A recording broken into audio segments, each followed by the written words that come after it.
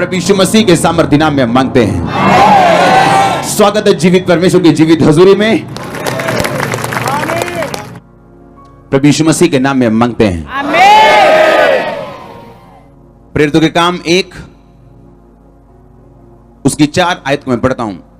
और प्रभु यीशु मसीह ने उनसे मिलकर उन्हें आज्ञा दी कि यरूशलेम को ना छोड़ो, परंतु पिता की प्रतिज्ञा के पूरे होने की बाट जोते रहो, इंतजार करते रहो, जिसकी चर्चा तुम मुझसे सुन चुके हो कि यूहन्ना ने तुम्हें पानी से बपतिस्मा दिया, परंतु थोड़े दिनों के बाद तुम पवित्र आत्मा से बपतिस्मा पाओगे। सब बोलो आमीन। बाइबल में लिखा कि परमेश्वर का जो वचन है, पवित्र शास्त्र जो है, वो परमेश्वर की सांसों के द्वारा रचा गया। आमीन।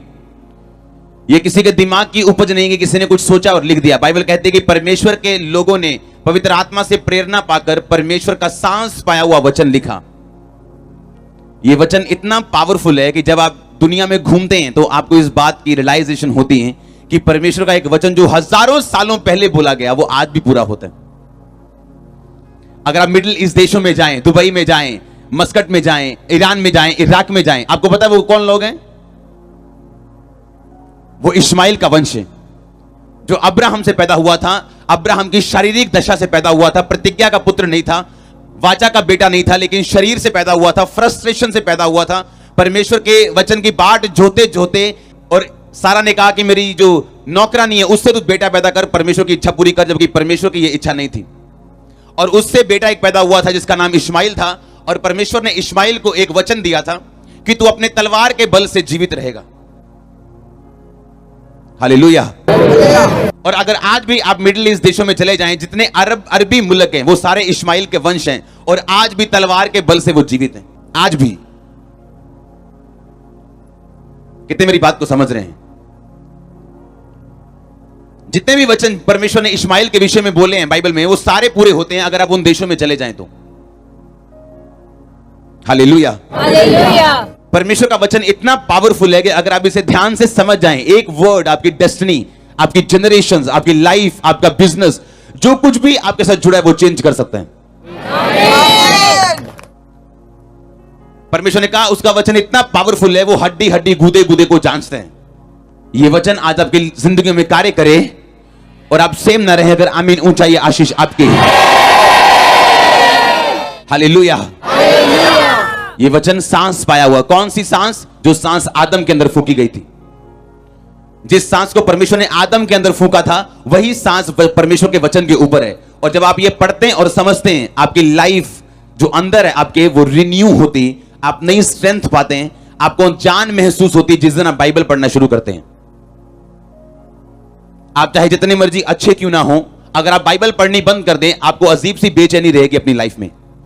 आप अपने आसपास देखोगे, आपका सब कुछ पूरा होगा, ब्लेसिंग पूरी होगी, लेकिन फिर भी एक अजीब सी बेचैनी होगी, क्योंकि परमेश्वर का वचन आपकी आत्मा का खाना है। और जब आप परमेश्वर के वचन से जुड़े रहते हैं, उसका सांस पाया वचन पढ़ते और सुनते रहते हैं, आप परमेश्वर में बने रहते हैं। आपकी आत्मा स्ट्रांग रहती है, आपकी आत्मा फुल रहती है, आपकी आत्मा खाना खाए हुए रहती है। हालेलुया।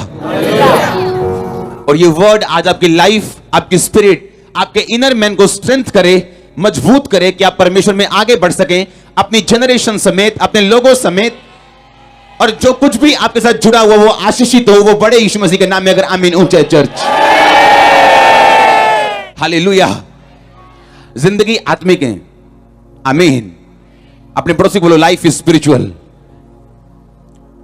सुबह एक टेस्टिमनी हम सुन रहे थे कि एक सिस्टर जिसके 18 साल में पता नहीं कितनी लड़कियां हुई, उसको बताया नहीं जा सकता, टेस्टिमनी पूरी नहीं दी जा सकती, लेकिन 3 लड़कियां जीवित हैं, उनमें बड़ी हो चुकी, और उसकी ननद चर्च में लेके आई। 31 दिसंबर 2017 को चर्च एंटर किया, रात की मीटिंग में, जब नए साल की मीटिंग थी। उस मीटिंग के पूरे 9 महीने 9 दिन बाद 9 तारीख 9 महीना 2018 बेबी बॉय हुआ उनके। कोई शक नहीं कि परमेश्वर ने काम किया।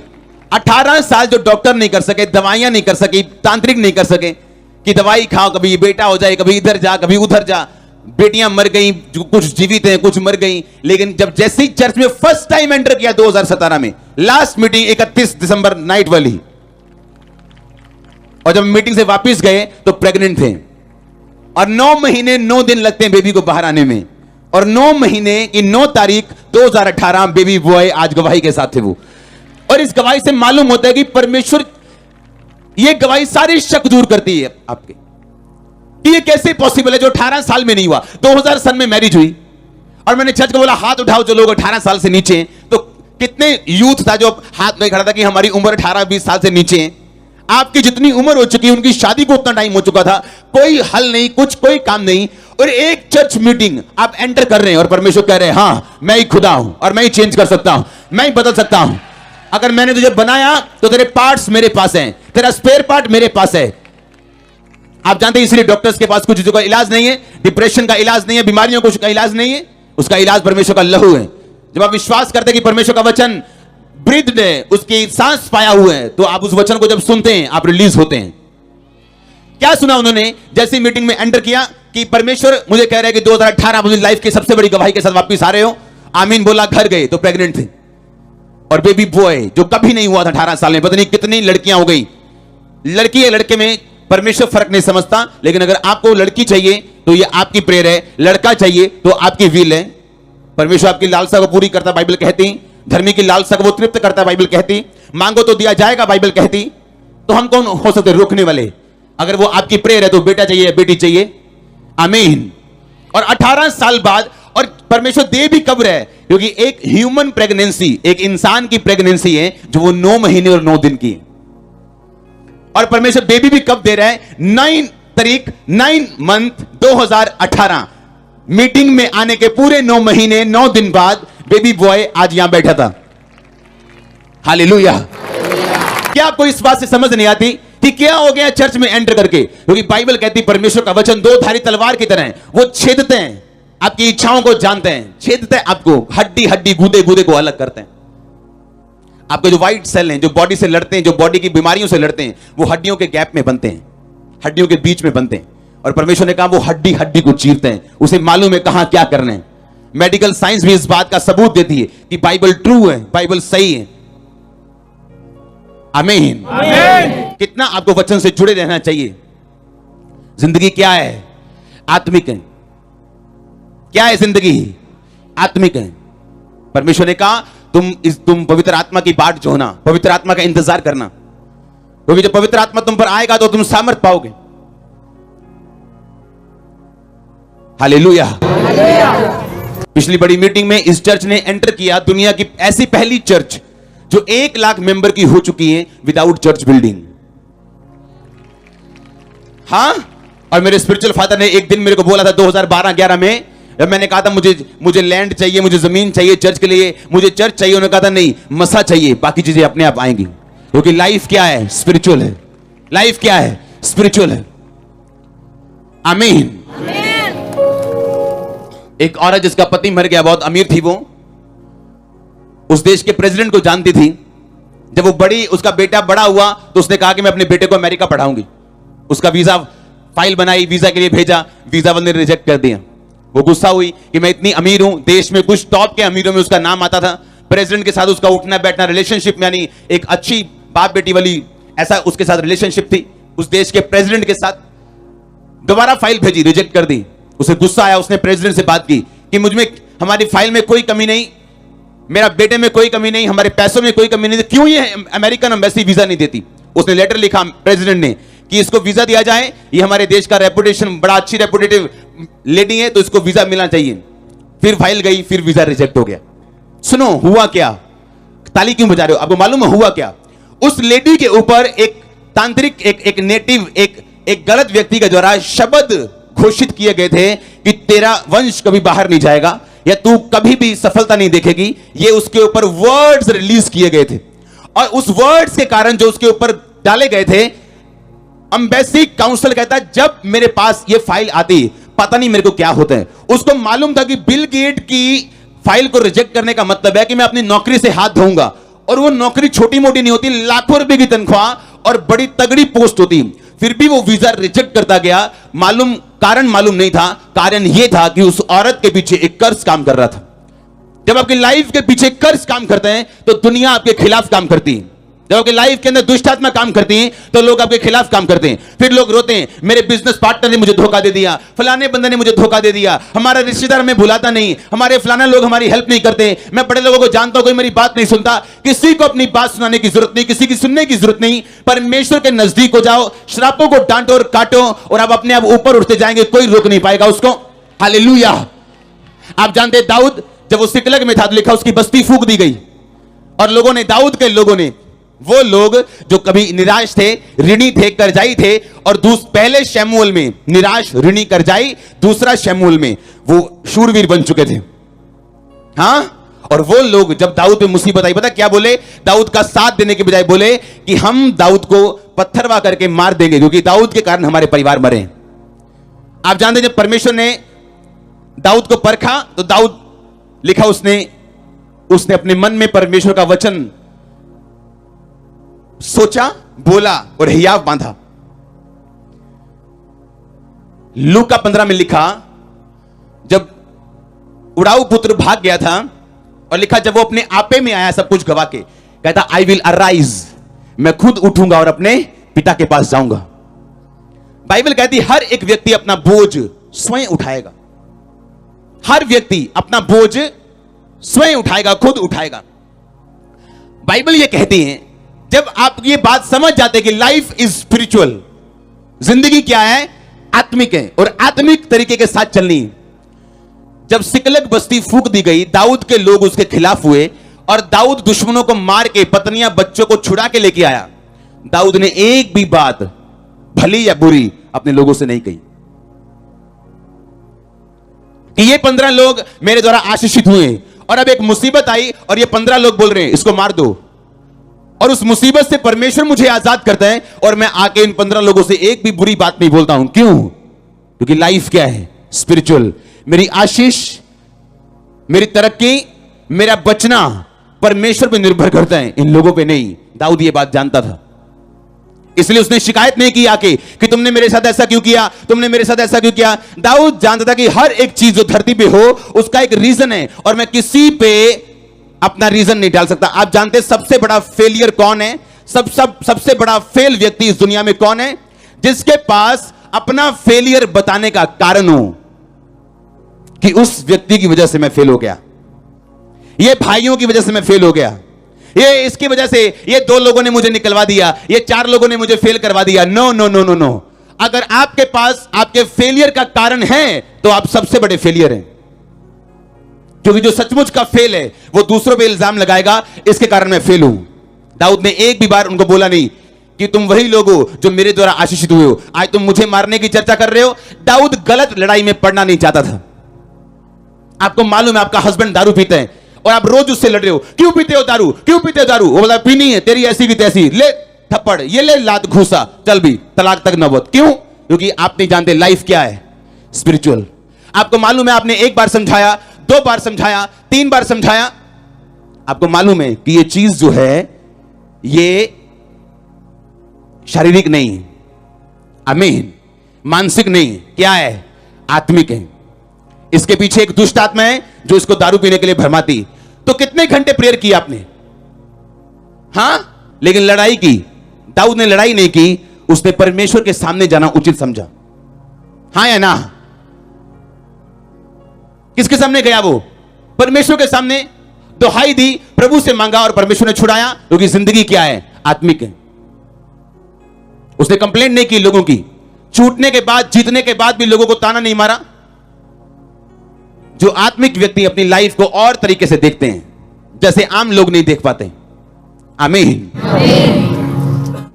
आपके सामने वही आता जो आप बोते हैं। इसलिए याकूब के सामने धोखा आया क्योंकि वो धोखा बो के गया था। जिंदगी क्या है?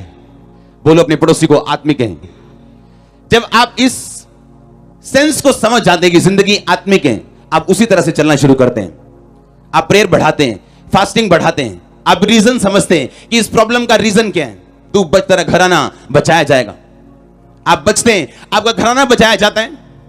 आप चुंबक की तरह हैं, जितनी प्रेयर उतनी पावर, और उतने पावरफुल होंगे आप, और खींचेंगे ब्लेसिंग्स को, अपने परिवार के उद्धार को। आप खींचेंगे परमेश्वर की हर उस ब्लेसिंग जो आपके लिए बनाई गई, जैसे आप पावरफुल चुंबक बनेंगे, मैग्नेट बनेंगे आप। आमीन। और शैतान चाहता आपकी पावर वो बनी ना रहे, आप गलत लड़ाई में चले जाएं। जिस दिन आप अपनी प्रॉब्लम का आत्मिक हल ढूंढ लेंगे, आप गवाही के साथ यहां खड़े होंगे बहुत जल्दी। लाइफ क्या है ये हमेशा समझना है, क्योंकि जब याकूब के मामा ने कहा, लाबान ने, कि ये ले भाई काली बकरियां और काली भेड़ें और काले उनके हस्बैंड, और जितने बच्चे वाइट पैदा होंगे वो तेरी तनख्वाह, सीधा सीधा लूट रहा था उसको वो, या ना। अगर वो लड़ता तो ये लड़ाई उसके घर पे इफेक्ट करती, क्योंकि उसकी पत्नियां लाबान की क्या थी, बेटियां थी। अब उसे मालूम था कि अगर मैं लड़ूंगा शारीरिक रीति से तो शैतान काम करेगा मेरे परिवार में और सब कुछ चौपट हो जाएगा। उसने परमेश्वर से प्रार्थना की और काली भेड़, काली बकरियां, चित्तेदार और व्हाइट बच्चे जन्मने लगी। क्योंकि लाइफ क्या है, स्पिरिचुअल है। उसने स्पिरिचुअल हल क्या ढूंढा कि उसने जब भेड़ बकरियों को पानी पिलाता था वो, तो उसने छड़ियां छील के उनके सामने रख दी। अगर वो चित्तेदार बच्चे चाहता था, वो छड़ियां छील के चित्तेदार बना के उनके सामने रखता था। जब वो पानी पीने आती थी, उन छड़ियां जो छीली हुई होती थी उनको देख के गर्भवती होती थी, तो वैसे ही बच्चे जन्म देती थी। कितने मेरी बात को समझ रहे हैं? अगर वो लड़ता तो मरता, अगर वो शारीरिक रीति से अपना हल ढूंढने की कोशिश करता तो कभी ना पहुंच पाता। क्योंकि लाइफ क्या है, स्पिरिचुअल है। आपका हल भी क्या है, स्पिरिचुअल है। आमीन। परमेश्वर आपकी बुद्धि को खोले। आमीन। छोटा चर्च आपकी आईज ओपन करे, अगर आमीन ऊंचा चर्च। हालेलुया। जिंदगी क्या है? अपने पड़ोसी को बोलो, क्या है लाइफ? स्पिरिचुअल है। लाइफ क्या है? जिंदगी क्या है? आत्मिक है। आमीन। आपको समझना है ये चीज कि दानियेल ने जब प्रार्थना की तो एक स्वर्गदूत प्रार्थना का उत्तर लेके नीचे आता है और रास्ते में शैतान का दूत उसको रोक के खड़ा होता है। क्योंकि लाइफ क्या है? स्पिरिचुअल।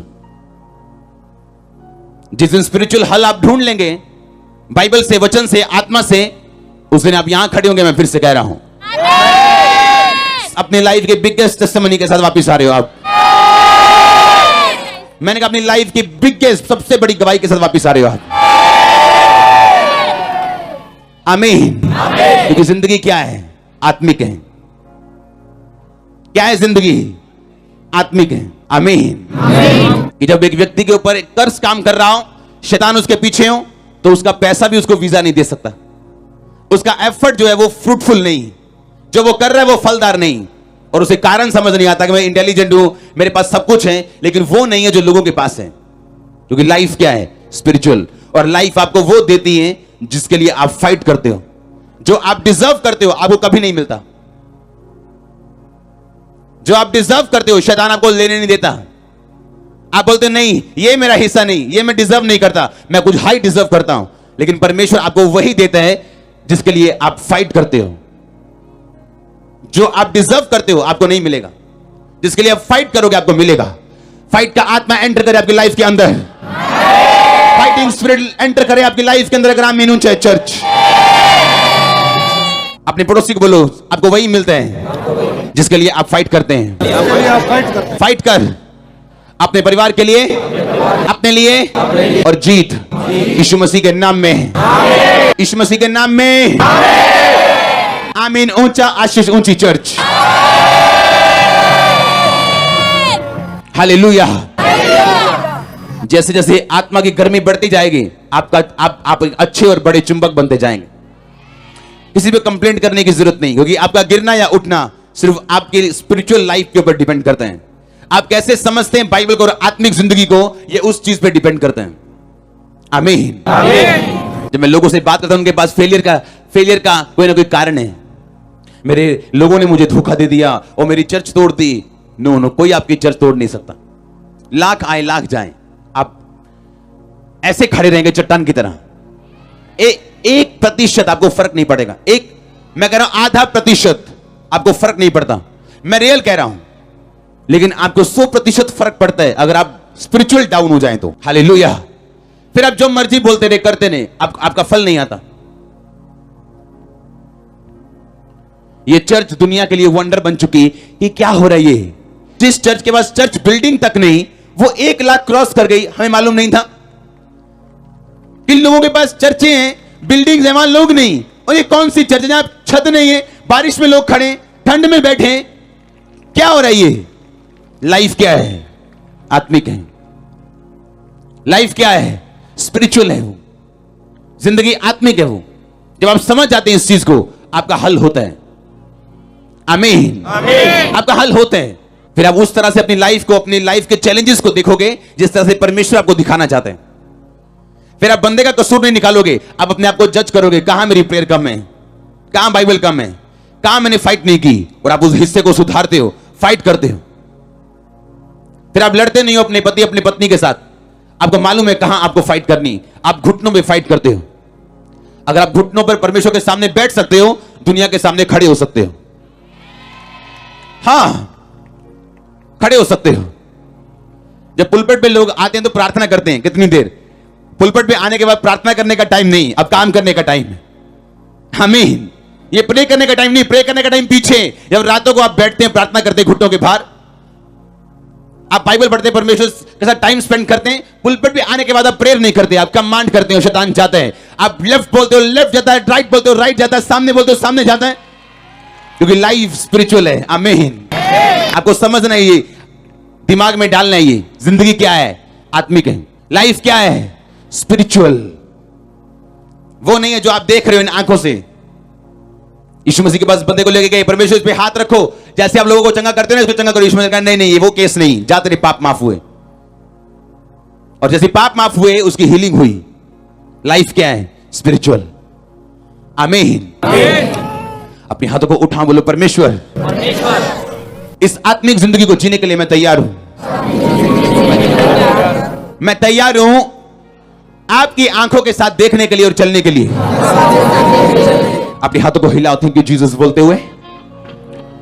हिलाओ हिलाओ हिलाओ अपने हाथों को।